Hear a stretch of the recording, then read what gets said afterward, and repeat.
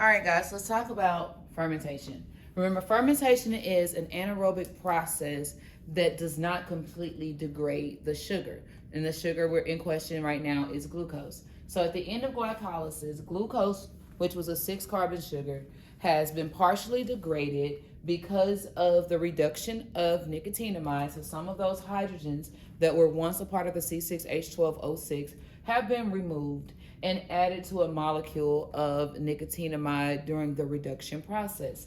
After the 10 steps of glycolysis, we ended up with making 4 ATP, but only netting 2. Those 2 nicotinamides that have been reduced. We also have 2 molecules of pyruvate, and then water was also removed in the process. So the pyruvate molecules is where most of the energy is still stored because pyruvate is still a 3-carbon sugar.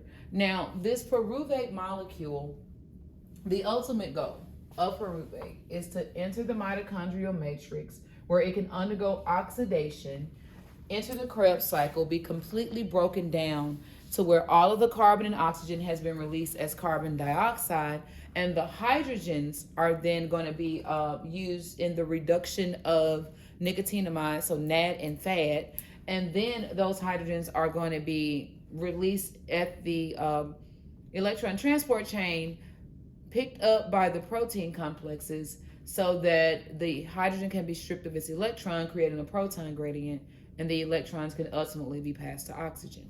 But when oxygen is not present, so we're going to pretend that this is a molecule, these are molecules of nicotinamide. So when oxygen is not present, nicotinamide is unable to bring those hydrogens to the mitochondrial matrix, and it doesn't want them. Remember, it has these hydrogens attached to it, and it also has the protons, right? It doesn't want those.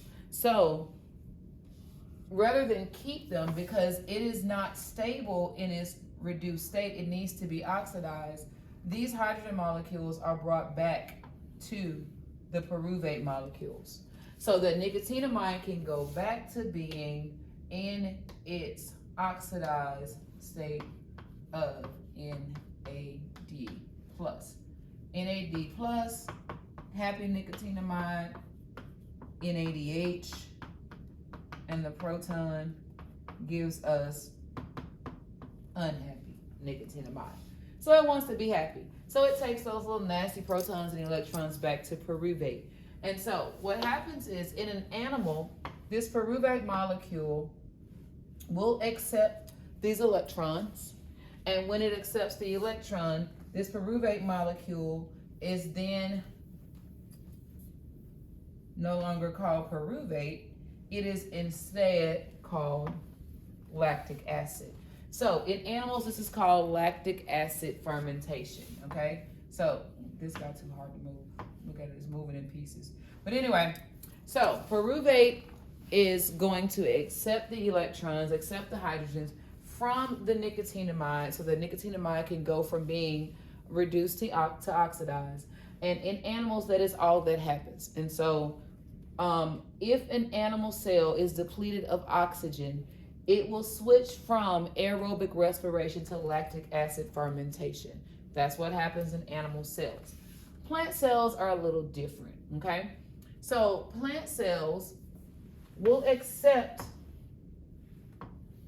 these protons, it will accept the electrons, but it will do so while getting rid of one of the carbons. So plants will begin to degrade the pyruvate a little further by releasing one of the carbons in the form of carbon dioxide. So when this happens, what you will have is a molecule of carbon dioxide that is going to be released and a buildup of ethanol, which is an alcohol. So because this pyruvate molecule is degraded even further to release carbon dioxide, and ethanol is what you're left with, this is called alcoholic fermentation. We tend to see alcoholic fermentation in plants and some form of fungus like yeast. We tend to see lactic acid fermentation in animals